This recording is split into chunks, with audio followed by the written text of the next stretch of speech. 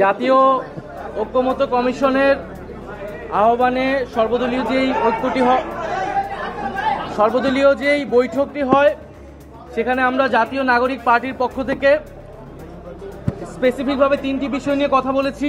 আমরা সরকারের যে প্রতিশ্রুতির সময়ে জুলাই ঘোষণাপত্র দেওয়ার কথা ছিল, আমরা সেটির অগ্রগতি সম্পর্কে জানতে চেয়েছি এবং 30 কার্য দিবসের মধ্যেই যাতে জুলাই ঘোষণাপত্রটি জারি করা হয় সে বিষয়ে আমরা জোর আহ্বান জানিয়েছি।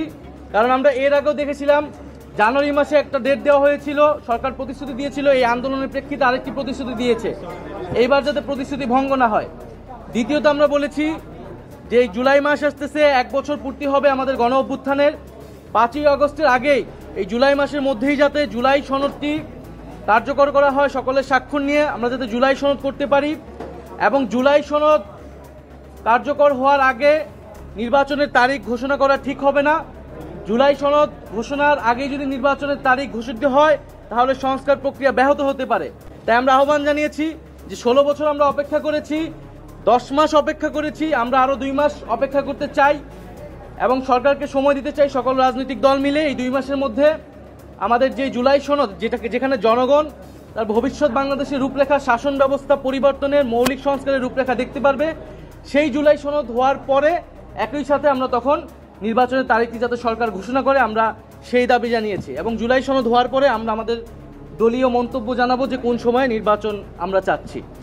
আর সর্বশেষ আমরা নির্বাচন কমিশনের কথা বলেছি, যেটা আমরা এর আগেও বলেছি যে আমাদের একটি সুষ্ঠু নির্বাচনের জন্য আমাদের সবচেয়ে গুরুত্বপূর্ণ বিষয় হচ্ছে নির্বাচনী ব্যবস্থার সংস্কার।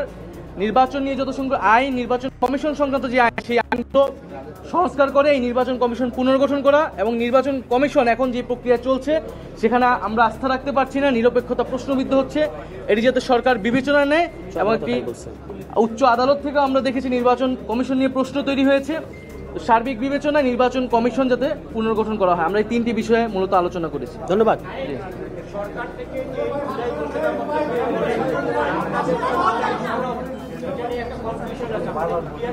দুইটাই লাগবে।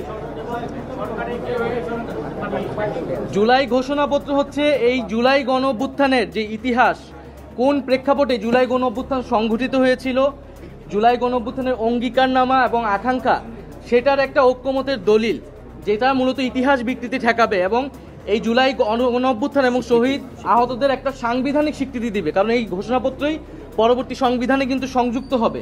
আর জুলাই সনদ হচ্ছে আমাদের রাষ্ট্র কাঠামোর যে সংস্কার, যে কোথায় কোথায় আমরা সংস্কারগুলো করব এবং সেই সংস্কার যাতে পরবর্তীতে অব্যাহত থাকে, বিচারের বিষয়টা যাতে আমাদের অব্যাহত থাকে, সেই বিষয়ের একটা ঐক্যমতের দলিল। ধন্যবাদ।